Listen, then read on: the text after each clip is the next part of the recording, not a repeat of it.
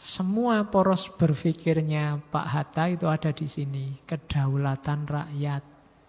Bukan nama koran ya. Gue mau anggap KR. Wah, berarti kita harus beli KR nih Pak. Enggak. Kedaulatan rakyat itu maksudnya Indonesia ini ada pemerintahannya, ada kehakimannya, ada apapun instrumennya, tujuannya satu, merajakan rakyat. Merajakan rakyat itu semuanya dalam rangka melayani rakyat. Nah, merajakan rakyat itu jalurnya mufakat, musyawarah. Kenapa mufakat, musyawarah? Karena dalam mufakat dan musyawarah, rakyat ikut terlibat. Jadi rakyat itu harus sering ikut terlibat dalam keputusan-keputusan, dalam hal-hal yang mau kita rancang untuk mereka. Hari ini banyak orang merancang untuk rakyat, tapi rakyatnya nggak dilibatkan. Jadi tidak boleh cita-citanya hanya untuk dirinya sendiri atau kelompoknya sendiri. Karena yang berdaulat, yang punya kuasa itu rakyat, semuanya. Ya mungkin tidak sempurna hasilnya, tapi kalau semuanya memikirkan kepentingan seluruh rakyat, insya Allah menuju ke titik yang sama. Itu maunya Pak Hatta. Ya beda-beda jelas, wong gayanya setiap orang, setiap kelompok juga beda-beda. Tapi kalau yang ada di pikirannya sama, insya Allah saling mendukung nanti untuk melahirkan kedaulatan rakyat. Rakyat yang benar-benar jadi raja, jadi daulat. Bukan daulat tuanku, bukan daulat raja, tapi daulat rakyat. Nah, ya meskipun kalian tidak harus, wah saya rakyat, berarti saya rajanya Pak, berarti saya harus menang-menangan merintah-merintah, tidak usah ngapa-ngapain. Tidak. Daulat rakyat itu dari rakyat untuk rakyat. Saya bilang tadi dalam fungsinya masing-masing. Tapi orientasinya tidak untuk enaknya dirinya sendiri atau menangnya dirinya sendiri, tapi enak dan menangnya seluruh rakyat. Kalian jadi mahasiswa juga, bayangkan bahwa kemahasiswaanmu dan besok kelulusanmu, keahlianmu itu untuk kepentingan rakyat. Kamu yang jadi DPR juga begitu, yang jadi pedagang juga begitu, yang jadi petani juga begitu, yang jadi guru juga begitu. Pikirkan apa sumbangan yang kamu bisa berikan untuk rakyat. Loh, kamu sendiri memang rakyat. Itu yang disebut dari rakyat untuk rakyat, oleh rakyat. Jadi dari kita semua dalam fungsi kita masing-masing, apa yang kita berikan untuk Indonesia, untuk rakyat. Kalau semua berpikir begitu, otomatis Indonesia itu makmur. Otomatis Indonesia akan jaya. Nah, itu yang ada di pikirannya Pak Hatta. Bukan, saya kan orang kelompok A Pak. Kelompok A ini harus maju Pak. Yang lain nggak maju nggak masalah. Itu penyakit. Yang ada saling menjatuhkan. Jadi daulat rakyat. Kita adalah raja yang merajai sekaligus yang dirajai. Kita yang dilayani sekaligus kitalah yang melayani. Kita dilayani oleh kita sendiri dalam fungsi kita masing-masing. Nah, itu kedaulatan rakyat. Gagasannya Pak Hatta yang sekarang diwujudkan dalam koran. Namanya kedaulatan rakyat. Oke. Nah, kalau dalam rumusnya Pak Hatta, kedaulatan rakyat itu bisa tercapai oleh kalau ada demokrasi ekonomi. Kalau demokrasi ekonomi jalan, kedaulatan rakyat akan terwujud. Kalau kedaulatan rakyat terwujud, keadilan sosial akan terwujud. Jadi diawali dari demokrasi ekonomi, setelah demokrasi ekonomi akan lahir kedaulatan rakyat. Kalau kedaulatan rakyat sudah lahir, akan lahir keadilan sosial. Demokrasi ekonomi itu proses ekonomi apapun orientasinya untuk kepentingan rakyat. Tidak untuk kepentingan orang per orang. Makanya dari situ nanti kan pasal 33 yang di amandemen itu, awalnya 3 pasal awal itu dari Pak Hatta semua. Yang perekonomian sebagai usaha bersama berdasarkan atas dasar kekeluargaan. Yang 1, 2, 3 itu dari Pak Hatta. Dalam rangka apa? Demokrasi ekonomi. Jadi ekonomi harus demokratis. Ekonomi demokratis itu bukan kok ujuk-ujuk, ya kalau gitu semua dikasih kesempatan sama. Tidak ujuk-ujuk begitu. Semua dikasih kesempatan sesuai kebutuhan dan porsinya. Kalau langsung ditandingkan 1 lawan 1 kayak tadi, itu nanti kayak PSS lawan Barcelona, kayak Indonesia lawan Argentina.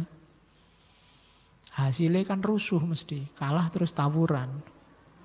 Kenapa? Levelnya tidak imbang. Maka harus ada keberpihakan. Harus ada yang dibela. Harus ada yang sementara dibiarin dulu, harus ada. Itu namanya dalam rangka demokrasi ekonomi. Ada yang sudah kuat biar jalan sendiri, ada yang masih lemah harus diberdayakan, kan begitu. Itu konsep demokrasi ekonomi. Kalau bisa begitu, akan lahir rakyat yang benar-benar berdaulat. Kalau rakyat sudah berdaulat, akan lahir keadilan sosial. Yang tadi seolah-olah mimpi, tapi akan bisa jalan kalau kita semua serius. Jangan cuma nuntut pemerintah harus serius ya, DPR harus serius ya. Enggak, kita semua. Salah satu komponen saja enggak jalan, akan mengacaukan sistem besarnya. Ini kan hidup bersama di satu negara, ini kan sifatnya organik. Bareng-bareng. Kayak satu mesin besar. Kalau satu komponen, satu murnya saja macet ya, yang lain juga akan kacau. Maka wujudkan keadilan sosial lewat jalur kedaulatan rakyat yang itu lahir karena demokrasi ekonomi. Itu yang ada di gagasannya Pak Hatta. Apa sih keadilan sosial? Apa yang dimaksud dengan Indonesia yang adil?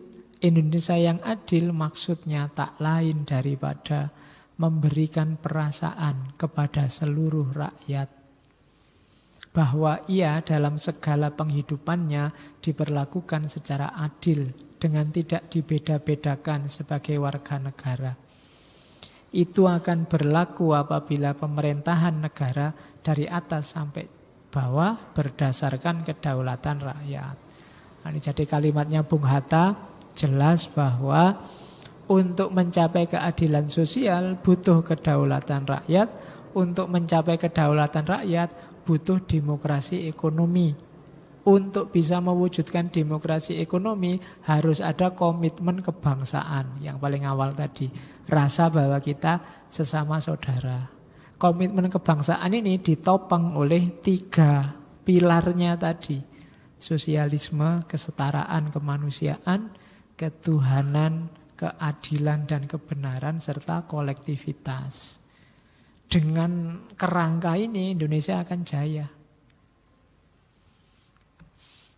Oke, demokrasi ekonomi akan melahirkan ekonomi kerakyatan. Ini saya tidak perlu panjang lebar. Kapan-kapan kalau ada waktu kita ngomong di sini spesifik, khususnya tentang organisasi yang diperjuangkan oleh Pak Hatta, namanya koperasi. Sebenarnya koperasi itu luar biasa, visinya besar, cuma kalah oleh logika kapitalisme. Sehingga kalau dengar koperasi kan bayanganmu itu simpan pinjam neng RT-RT, neng RW-RW itu kan ya. Nggak luar biasa sama sekali. Padahal ini Pak Hatta ini belajarnya dari Denmark. Denmark itu sebelum dia merdeka sukses menjalankan model sistem ekonomi koperasi ini. Dan menurut beliau cocok untuk Indonesia. Yang andalannya kebersamaan.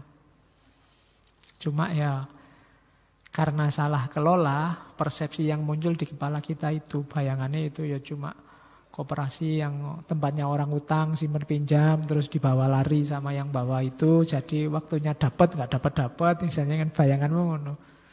Tapi enggak, dia sistem yang luar biasa.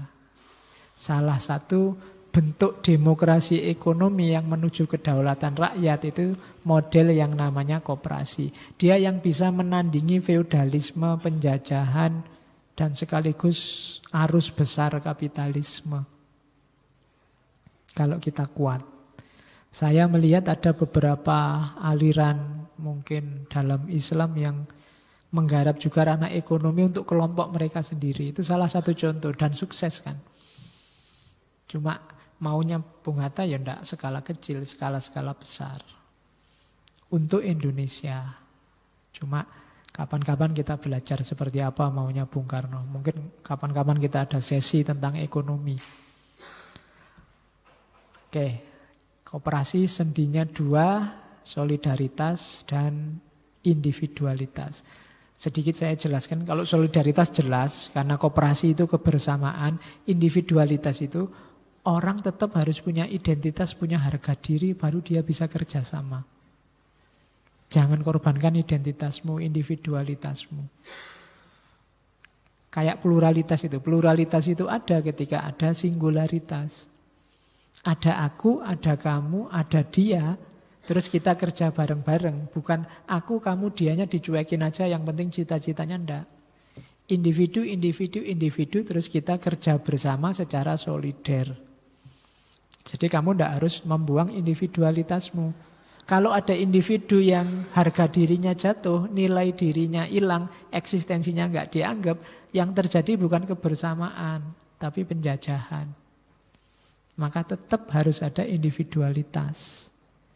Setiap orang pertahankan karakternya masing-masing. Nah, itu dua sendinya koperasi.